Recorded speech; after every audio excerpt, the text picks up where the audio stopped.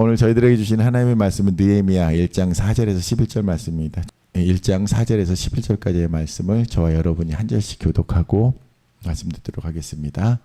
하갈의 아들 느헤미야의 말이라. 아닥사스다 왕 제20년 기슬로월에 내가 수상궁에 있는데 내 형제들 가운데 하나인 하나니가 두어 사람과 함께 유다에서 내게 이르렀기로 내가 그 사로잡힘을 면하고 남아있는 유다와 예루살렘 사람들의 형편을 물은즉 그들이 내게 이르되 사로잡힘을 면하고 남아있는 자들이 지방 거기에서 큰 환난을 당하고 능욕을 받으며 예루살렘 성은 허물어지고 성문들은 불탔다 하는지라.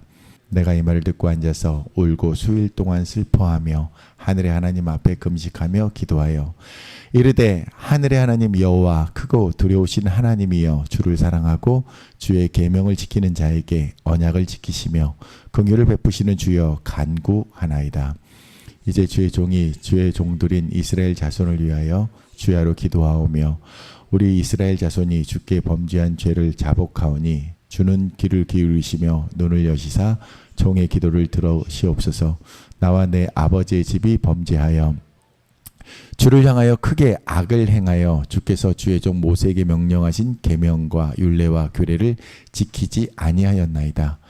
옛적에 주께서 주의 종 모세에게 명령하여 이르시되 만일 너희가 범죄하면 내가 너희를 여러 나라 가운데에 흩을 것이요 만일 내게로 돌아와 내 계명을 지켜 행하면 너희 쫓긴 자가 하늘 끝에 있을지라도 내가 거기로부터 그들을 모아 내 이름을 두려고 택한 곳에 돌아오게 하리라 하신 말씀을 이제 청하건대 기억하옵소서. 10절과 12절 같이 하겠습니다.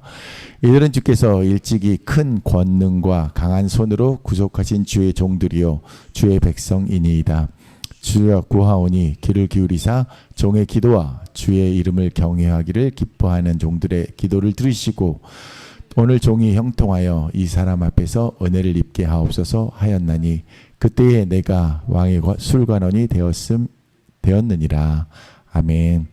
조나단 전사님 나오셔서 당신의 기도는 어디로 향하고 있습니까? 라는 말씀 선포해 주실 때에 많은 은혜와 도전이 되시기 바랍니다.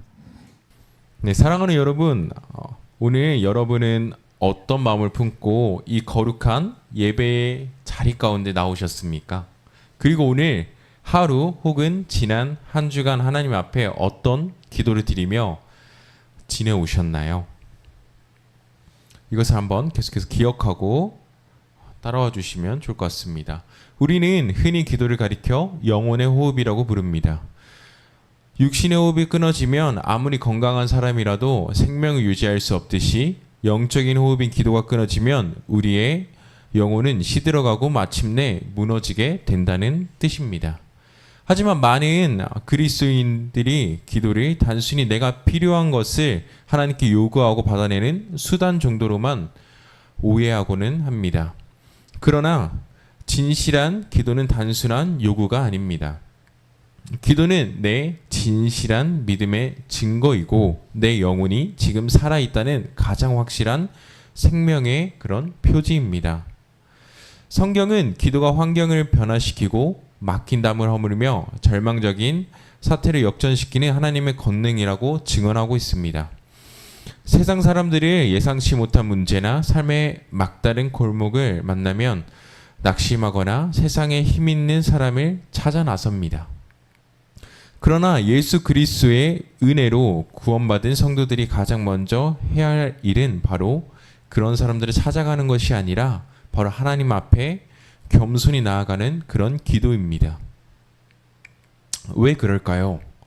기도는 세상을 창조하시고 다스리시는 만군의 여호와 하나님을 움직이게 하는 거룩한 통로이기 때문입니다. 내 삶의 축복의 문, 회복의 문을 열고 싶다면 가장 먼저 해야 되는 일은 바로 기도의 문을 열어야 되는 것입니다. 그러나 안타깝게도 오늘날 수많은 성도들의 기도의 권능은 잊어버리고 살아가고 있습니다. 기도의 자리에 앉아는 있지만 마음은 차갑고 형식적인 중얼거림으로 끝나는 경우가 많다는 이야기입니다. 왜 우리의 기도가 힘을 잃고 그런 매너리즘에 빠지게 된 걸까요? 물론 기도는 기도하는 시간 자체가 줄어든 탓도 있겠지만 더 근본적인 이유는 내 기도의 방향성이 잘못되어 있기 때문입니다. 여러분의 드리는 그 기도는 지금 어디를 향해 가고 있으십니까? 혹시 내 이기적인 욕심이나 조급함 혹은 사람들의 눈을 의식하는 그런 체면에 머물러 있지는 않으신가요? 오늘 본문에 등장하는 느헤미야는 고궁의 무너짐이라는 비통한 소식 앞에서 하나님이 기뻐 받으시는 온전한 예배를 그런 기도를 드렸던 사람입니다. 오늘 선포되는 말씀을 통해 당신의 기도는 어디로 향해 있습니까? 라는 이 질문 앞에 우리 자신의 기도를 겸손히 돌아보고 하나님이 마침내 응답하시는 능력의 기도의 삶을 회복하시는 그런 시간 되길 주님의 이름으로 축복합니다. 오늘 본문의 느헤미야 1장을 말씀을 통해 우리의 기도가 회복되기 위해 향해야 할 5가지 그런 방향성을 함께 살펴보겠습니다. 먼저 본문 4절 말씀을 함께 읽겠습니다. 내가 이 말을 듣고 앉아서 울고 수일 동안 슬퍼하며 하늘의 하나님 앞에 금식하며 기도하여. 아멘. 느헤미야는 고궁 예루살렘 성에 허물어지고 성문들이 불탔으며 남아있는 백성들이 큰 능욕과 환난을 당했다는 그런 절망적인 소식을 접했습니다. 그 소식을 들었을 때 느헤미야의 반응은 어떠했나요? 느헤미야는 그 소식을 듣자마자 그 자리에 주저앉아 울었습니다. 수일 동안 슬퍼하며 하늘의 하나님 앞에 우리가 알고 있는 그 하나님께 금식하며 기도하며 부르짖었습니다. 우리가 여기서 주목해야 할 것은 바로 느헤미야의 신분과 그의 위치입니다. 당시 느헤미야는 페르시아 제국 왕궁의 술관원이었습니다. 왕의 음식과 포도주를 검사하는 술관원은 왕의 절대적인 신임을 받는 최고의 그런 권력자였습니다. 부와 명예가 보장된 자리였습니다. 굳이 먼 고국의 비참한 현실 때문에 눈물을 흘리거나 배를 골아가며 금식할 필요가 없었다는 것입니다. 세상적인 기준으로 보면 안락하고 편안하게 살 수 있는 환경 속에 있었던 사람이 느헤미야였습니다. 그러나 느헤미야는 하나님 나라와 공동체의 아픔을 접했을 때 지위나 체면, 채통 아니라면 그 모두를 던져버렸습니다. 하나님이 받으시는 기도는 거룩한 겉모습이나 화려한 말재주에 있지 않습니다. 사람의 의식해서 드리는 기도는 하나님의 마음을 움직이지 못합니다. 하나님이 원하시는 것은 어린아이와 같은 진실함과 통해하는 그런 심령의 기도일 것입니다. 표현이 서툴러도 괜찮다는 것입니다. 내 마음에 아픔과 간절함이 있는 그대로 하나님 앞에 토해내는 기도가 바로 하나님의 그 마음을 하늘의 문을 연다는 것입니다. 또 우리가 여기서 주목해야 할 부분은 느헤미야의 기도는 단번에 끝나는 일회성 기도가 아니라는 것입니다. 느헤미야 1장 1절을 살펴보면 기슬월이라고 나와 있습니다. 기슬월은 11월 중순입니다. 그런데 느헤미야가 왕에게 나아가 응답을 받을 때는 2장 1절을 살펴보면은 니산월이라고 나와 있습니다. 니산월을 오늘날 3월 그런 중순쯤이 될 것입니다. 느헤미야는 무려 4개월 동안이나 포기하지 않고 밤낮으로 하나님 앞에 엎드려 부르짖으며 끈기 있게 기도를 했다는 것입니다. 그 기도는 4개월 동안 이어져 왔다는 것입니다. 기도는 내 뜻대로 조급하게 결과를 촉구하는 작업이 아닙니다. 약속을 기억하고 기도하며 하나님의 때를 기다리는 거룩한 과정입니다. 기다림의 시간이 길어질수록 하나님이 준비하신 축복의 그릇도 깊어집니다. 성도 여러분의 기도가 사람의 눈을 의식하는 그런 외식에서 벗어나 하나님을 향해 진실함과 포기하지 않는 간절함으로 나아가길 바랍니다. 두 번째로 우리의 기도는 나를 낮추고 하나님을 최고로 높이는 경외함으로 향해야 된다는 것입니다. 본문 5절 말씀입니다. 함께 읽겠습니다. 이르되 하늘의 하나님 여호와 크고 두려우신 하나님이여 주를 사랑하고 주의 계명을 지키는 자에게 언약을 지키며 긍휼을 베푸시는 주여 간구하나이다. 아멘. 느헤미야는 기도를 시작하며 자신의 고통이나 문제보다 먼저 하나님이 어떤 분인지 깊이 고백함으로써 시작합니다. 하늘의 하나님, 크고 두려우신 하나님, 언약을 지키시며 긍휼을 베푸시는 주라고 하나님을 높이고 있습니다. 기도할 때 내 문제의 크기보다 하나님의 크심을 먼저 바라보는 것이 중요하다는 것입니다. 많은 사람들이 기도를 할 때 하나님보다 내 문제와 불안을 더 크게 생각합니다. 그래서 기도가 하나님과의 깊은 영적 교제가 아니라 불평과 떼쓰기로 변하곤 합니다. 그러나 느헤미야는 전능하신 하나님의 크심과 신실하심, 그런 확실은 그분의 최고로 높여드렸습니다. 하나님을 진정으로 경외하는 지도자는 설령 기도의 응답이 내가 원하는 방식이나 시간에 이루어지지 않더라도 하나님을 원망하지 않습니다. 모든 것을 작정하시고 선하게 인도하시는 창조주 하나님의 지혜를 온전히 신뢰하기 때문입니다. 우주 만물을 운영하시는 그 크신 하나님의 능력을 우리 찬양합시다. 나를 낮추고 하나님을 높이는 경외함에 기도가 드려질 때 우리의 삶 가운데 하나님의 신비한 손길과 평안이 임하게 될 것입니다. 세 번째로 우리의 기도는 남을 탓하는 정죄가 아니라 공동체의 죄를 내 죄로 품는 회개로 향해야 한다는 것입니다. 오늘 본문 6절과 7절 말씀입니다. 같이 읽겠습니다. 이제 주의 종들이 이스라엘 자손을 위하여 주야로 기도하오며 우리 이스라엘 자손이 주께 범죄한 죄들을 자복하오니 주는 귀를 기울이시며 눈을 여기시사 종의 기도를 들으시옵소서. 나와 내 아버지의 집이 범죄하여 주를 향하여 크게 악을 행하여 주께서 주의 종 모세에게 명령하신 계명과 유례와 규례를 지키지 아니하였나이다. 아멘. 여기에 아주 중요한 고백이 숨겨져 있습니다.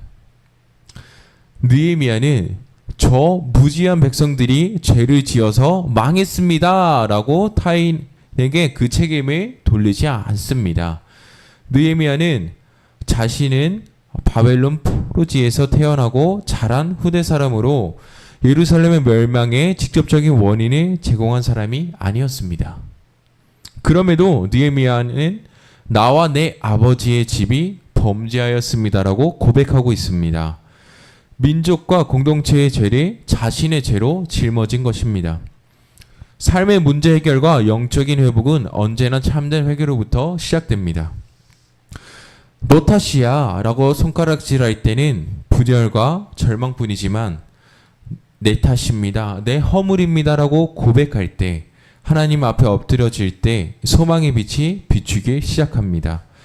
가정의 문제, 교회의 어려움, 사회의 혼란 앞에 남은 비난하는 것은 누구나 할 수 있습니다. 그러나 참된 중보자는 그 아픔과 죄를 나의 것으로 껴안고 하나님 앞에 눈물 흘리는 사람입니다. 나 자신의 허물을 되돌아보고 무너진 가정과 교회를 위해 내 죄처럼 품고 기도하는 거룩한 회개의 주님의 백성이 되길 소망합니다. 네 번째로 우리의 기도는 변덕스러운 감정이나 눈앞의 상황이 아니라 하나님의 신실한 약속을 향해야 한다는 것입니다. 8절부터 10절입니다. 같이 읽겠습니다. 옛적에 주께서 주의 종 모세에게 명령하여 이르시되 만일 너희가 범죄하면 내가 너희를 여러 나라 가운데 흩을 것이요 만일 내게로 돌아와 내 계명을 지켜 행하면 너희 쫓긴 자가 하늘 끝에 있을지라도 내가 거기서부터 그들을 모아 내 이름을 두려고 택한 곳에 돌아오게 하리라 하신 말씀을 이제 청하건대 기억하옵소서. 이들은 주께서 일찍이 큰 권능과 강한 손으로 구속하신 주의 종들이요 주의 백성이니이다. 느헤미야의 기도가 가장 강력한 힘의 비결은 바로 말씀에 근거한 기도였다는 것입니다. 느헤미야는 신명기 말씀에 기록된 하나님의 언약을 붙들고 있습니다. 하나님, 우리가 죄를 지어 흩어졌지만 다시 돌이키면 하늘 끝에 있을지라도 모으시겠다고 약속하지 않으셨습니까? 주님의 그 약속을 이제 기억해 주세요라고 기도하고 있는 것입니다. 성경은 신실하신 하나님의 약속으로 가득 차 있는 책입니다. 기도할 때 내 불안한 감정이나 암담한 환경을 바라보며 낙심할 수밖에 없습니다. 그러나 모든 것이 합하여 선을 이루리라. 내가 너와 함께 하리라 하신 언약의 말씀을 붙들고 기도할 때 우리의 기도는 흔들리지 않는 반석 위에 서게 됩니다. 감정에 휘둘리는 기도에서 벗어나 하나님의 성품과 말씀의 약속을 의지하며 기도해야 된다고 이야기하고 있는 것입니다. 마지막 5번째는 우리의 기도는 이기적인 사욕을 채우는 데서 벗어나 하나님의 사명과 헌신으로 향해야 한다는 것입니다. 오늘 본문 마지막 11절 말씀입니다. 우리 함께 읽겠습니다.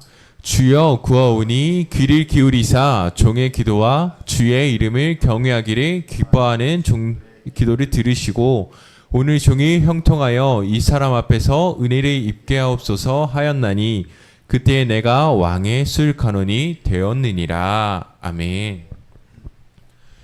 느헤미야는 하나님 앞에 오늘 종이 형통하게 해달라고 기도합니다.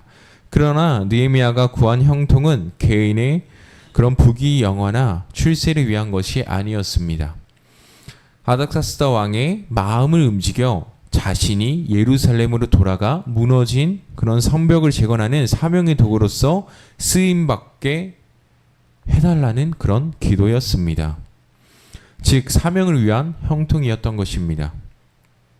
우리는 자주 하나님께 복을 구하며 형통을 구합니다. 그런데 복을 구하는 목적이 무엇인지 우리가 한번 생각해 보길 원합니다.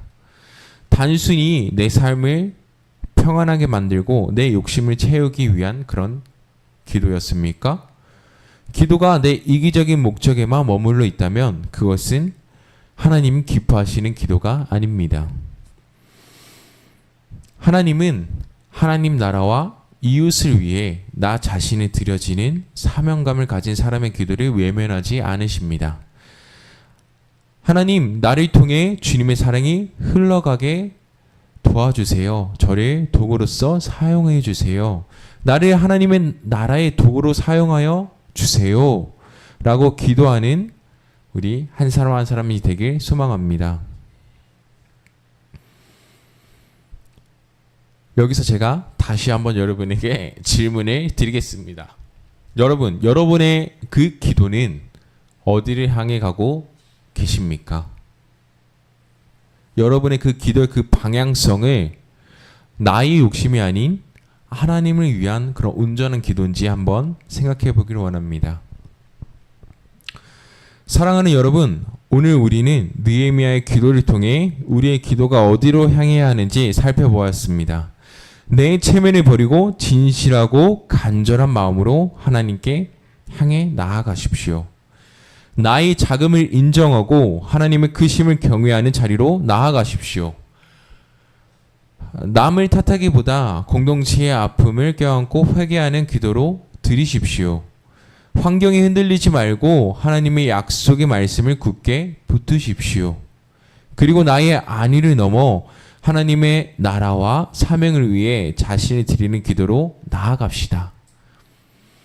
느헤미야 한 사람의 진실한 기도가 시작되었을 때 무너졌던 예루살렘 성벽이 다시 일어서는 기적이 있었습니다.